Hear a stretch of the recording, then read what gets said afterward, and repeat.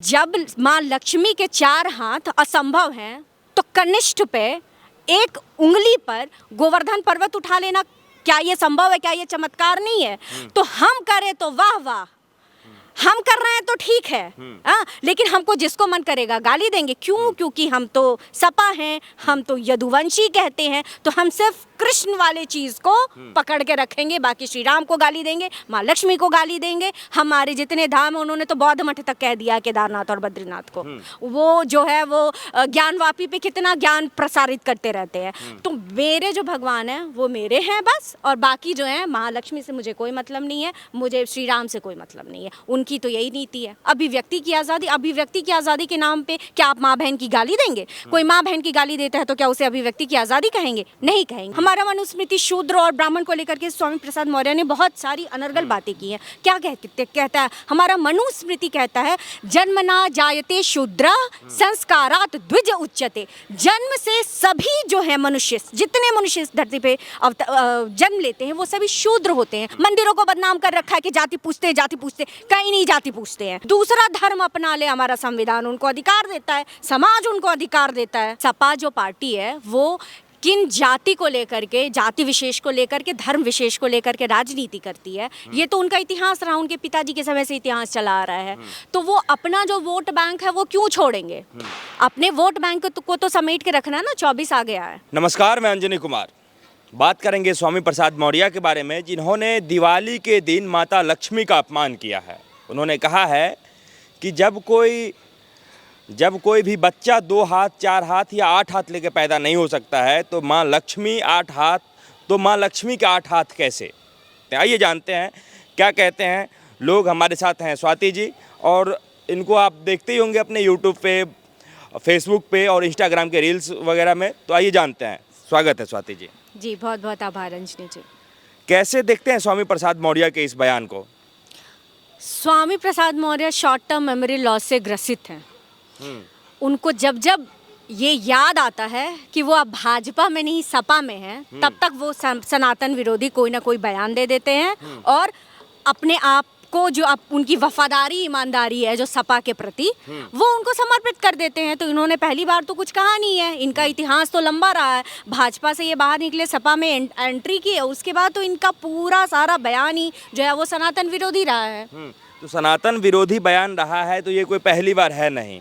तो जब भाजपा ये कहती है कि हम हिंदुत्व के सबसे बड़े दल हैं, हिंदुत्व के सबसे बड़े पार्टी हैं, तो फिर ऐसे नेताओं को जेल के पीछे, सलाखों के पीछे क्यों नहीं भेजती है? क्या उन्हें भी आनंद आ रहा है जब कोई नेता इस तरीके की टीका टिप्पणी करते हैं देवता पे, देवी पे? तो जितनी भी पार्टियां हैं ना, राजनीतिक दल, सबका आधार क्या होता है? सत्ता।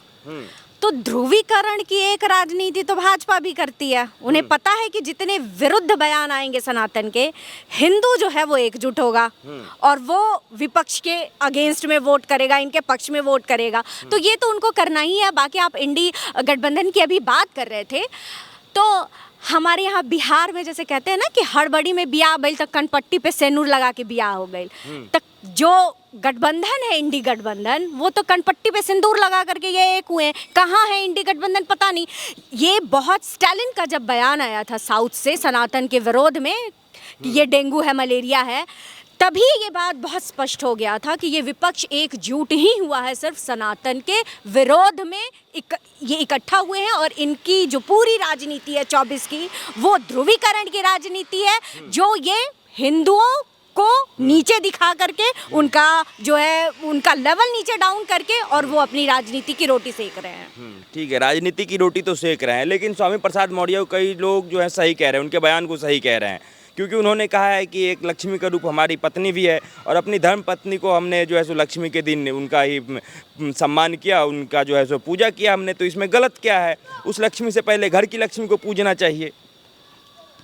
हमारे यहाँ सनातन में जिस सनातन का ढिंडोरा पीट रहे हैं स्वामी प्रसाद मौर्य, जब विवाह करते हैं तो एक बार ही मांग में सिंदूर डालते हैं पत्नी के, दोबारा पति अपने पत्नी के मांग में सिंदूर तभी डालता है जब वह मृत हो गई हो।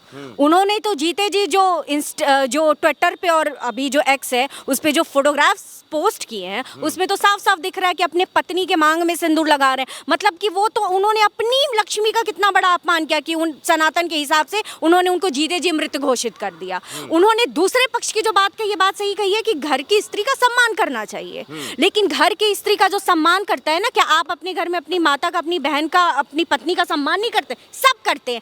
उसके लिए ना सोशल मीडिया पे ना फोटो खींच करके और उनका पूजा करते हुए, थाली दिखाते हुए, पैर धोते हुए नहीं पोस्ट करते। जिनको सम्मान करना होता है, घर की स्त्री का सम्मान वो घर में होता है, वो उसको वो अधिकार दे करके दिया जाता है। घर के स्त्री का सम्मान होना चाहिए, सभी लोग करते भी हैं। लेकिन क्या अगर आप एक स्त्री हैं और आपके को अगर यदि स्वामी प्रसाद मौर्य मान के चलिए कि आपके बयान, उनके बयान से आप आहत हैं, तो आपका क्या प्रतिक्रिया होगा? अगर स्वामी प्रसाद मौर्य आएंगे तो उनको क्या सीख मिलेगी आपकी तरफ से? क्या कहना सबसे पहले तो मैं ये कहूंगी कि ईश्वर उनको थोड़ी सी सद्बुद्धि दे।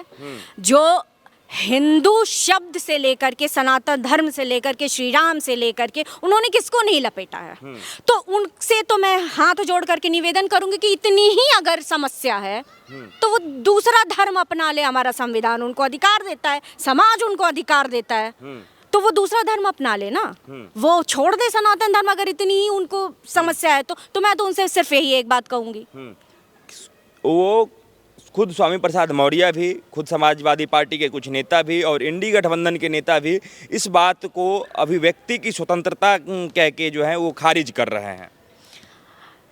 ये समाजवादी पार्टी, उनकी जो पार्टी की जो कुलवधु हैं, सांसद जो हैं डिम्पल यादव जी, उनका एक फोटो भी बड़ा वायरल हो रहा है, गोवर्धन का चित्र बनाते हुए, गोबर से जो बनाते हैं हमारे यहाँ, उसमें उन्होंने क्या बनाया है? एक कनिष्ठ उंगली पे गोवर्धन पर्वत को श्री कृष्ण उठाते हुए बनाया है। सब बनाते हैं, यही परंपरा है हमारी। उस फोटो को तो बड़ा लाइक किया जा रहा है और बड़ा पसंद किया जा रहा है। क्यों?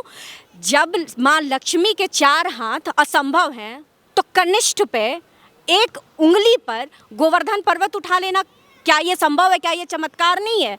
तो हम करें तो वाह वाह, हम कर रहे हैं तो ठीक है, लेकिन हमको जिसको मन करेगा गाली देंगे। क्यों? क्योंकि हम तो सपा हैं, हम तो यदुवंशी कहते हैं, तो हम सिर्फ कृष्ण वाले चीज को पकड़ के रखेंगे, बाकी श्री राम को गाली देंगे, माँ लक्ष्मी को गाली देंगे। हमारे जितने धाम हैं, उन्होंने तो बौद्ध मठ तक कह दिया केदारनाथ और बद्रीनाथ को।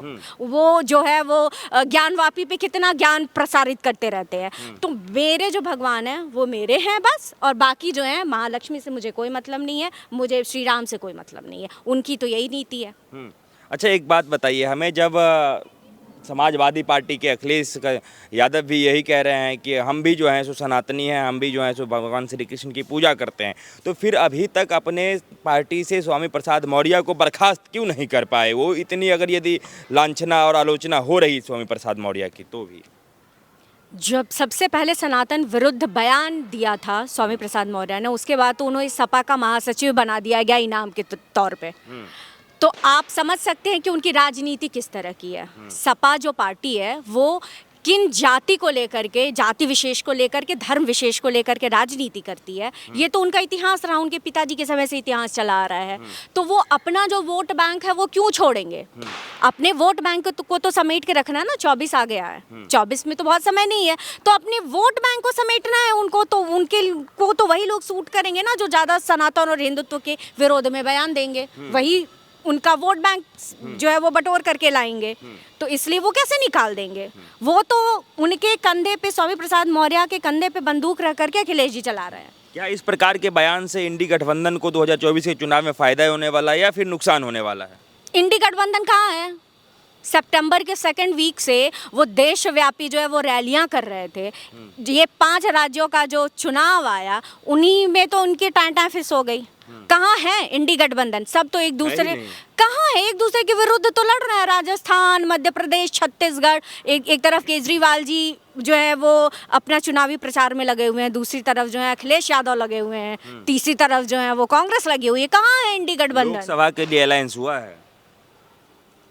मैं बार बार कहती हूँ, एक बार फिर से कह रही हूँ कि चुनाव से पहले अगर ये एकजुट हो करके अपने सीटों का बंटवारा कर ले, फिर बात करेंगे कि इंडी गठबंधन जो है वो वास्तव में एग्जिस्ट करती है। ये कहीं एग्जिस्ट नहीं करते हैं। इन्होंने एक दाव फेंका जो सबसे मुखिया माने गए, जिन्होंने सबको बटोरा, नीतीश कुमार जी। नीतीश कुमार जी तो खुद अपने कुल्हाड़ी पे पैर मार लिए हैं, ऐसे दलदल में खुद फंस गए हैं कि खुद तो निकलेंगे नहीं, वो बाकी गठबंधन के पार्टियों को क्या उबार करके इंडी गठबंधन बनाएंगे।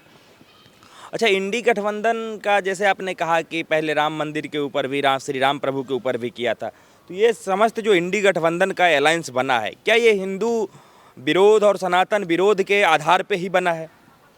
बिल्कुल, स्टालिन का जो बयान आया था, और बड़े मज़ेदार एक छोटी सी बात बताना चाहूँगी कि सनातन को इतना गाली दिया स्टालिन साहब ने, उनकी माता खुद बहुत बड़ी कृष्ण भक्त हैं। एक गुरुवायूर करके बहुत प्राचीन कृष्ण मंदिर है, लगभग 5000 साल पुराना।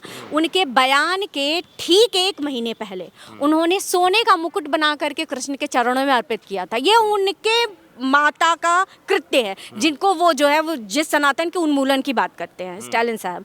और ये बिल्कुल आप देखिए, उसके बाद लगातार जितनी भी बयानबाजी हुई है, किसी ने विरोध नहीं किया। अभिव्यक्ति की आज़ादी के नाम पे क्या आप माँ बहन की गाली देंगे? कोई माँ बहन की गाली देता है तो क्या उसे अभिव्यक्ति की आज़ादी कहेंगे? नहीं कहेंगे। जब हम ये पार्टियां भूल गई हैं कि अपने मूल से इतर हो गई हैं ना, उखाड़ गई हैं। इतर क्या हुई हैं? मूल इन्होंने अपना उखाड़ दिया, इसीलिए इनकी ये गत हुई है। और ये 24 में क्या, मुझे तो 29 भी लगता है सेंटर को लेकर कि 29 तक तो इनका कोई और छोर नहीं है।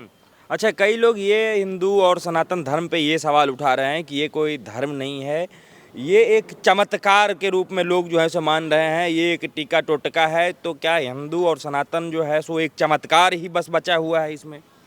चमत्कार की बात कर रहे हैं, सोशल मीडिया पे तो सबसे ज़्यादा वायरल किस तरह के चमत्कार होते हैं कि कौन सा जल छीट दिया, गैदरिंग हुई है और लोग ऐसे ऐसे करके बिल्कुल ठीक हो जाते हैं, कैंसर तक ठीक हो जाते हैं। मैं क्या बात कर रही हूँ समझ रहे हैं। और लोग जो ऐसे वीडियोस देखते होंगे, चमत्कार की बात करते हैं, तो हमारे क्रिश्चियनिटी में मदर टेरेसा को सेंट की उपाधि दी गई। उनको सेंट की उपाधि कब दी गई? उस जो प्रोग्राम जिसमें उनको डिसाइड किया गया था, डिक्लेयर किया गया था, सेंट की उपाधि दी गई थी, उसमें हमारे केजरीवाल साहब इंडी गठबंधन के एक बहुत बड़े घटक भी पहुंचे हुए थे।